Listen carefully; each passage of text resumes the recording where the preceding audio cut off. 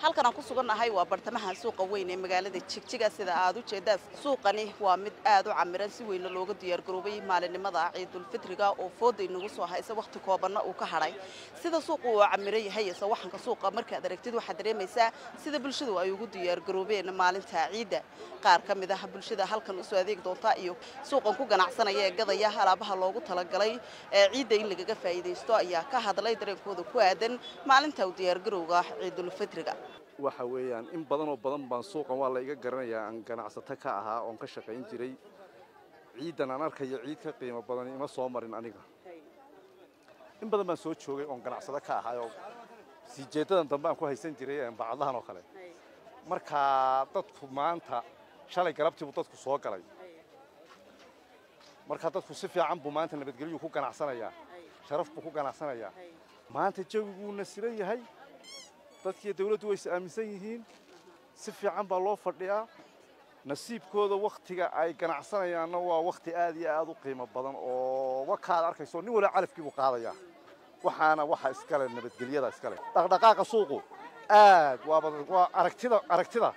waa adiga arkay mina subaxdan oo kale anaga la nooma iman jirin annaga 10ka u dambe dharaarta u dambaysa la noo iman jirin laakiin eega toddobaadkan aad bay suuqu iskaga fiican yahay waa la ganacsanayaa nin waliba wuxuu soo dhigto gabal uga ma dhacay nin waliba nasiibkiina uu qaadaya suuqa saadaashiisu aad iyo aad u fiicantay raaqiisuna waa wanaagsan yahay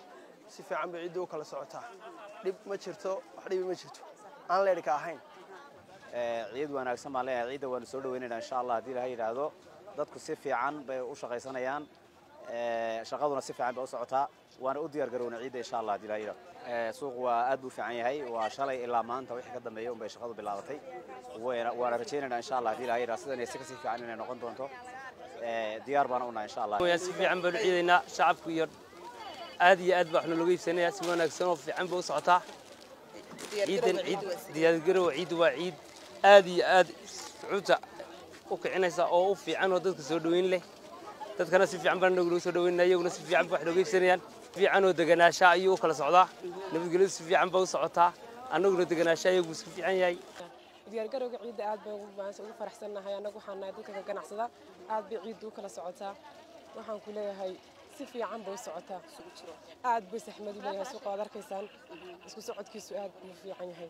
horta wallahi kulli wax laga sheekeyn kara ma ciidaha kale iyo ciidan hadda isku mid ma kulli waxaan ka mid ahay shaqaalaha wax shaqaysanay kulli horta qofku wuxuu soo baxaa inuu wax ma helo ama wax kale khasaaraduna waa qaadan ama faa'iido waa qaadan kulli horta ciidan waa iska fiican tood si fiican dadku u jiraan oo soo bateen dadka aan bay ku xidhantahay anagu waan u soo diyaar garoon dadka iibsanaya ma aragtay baan anagu joognaayo diyaar galowgu waa si fiican buu socdaa maadaama ay gabagabadii tahay kulli inta ugu dambaysan bay faa'iido leedahay uu soconayaa suuq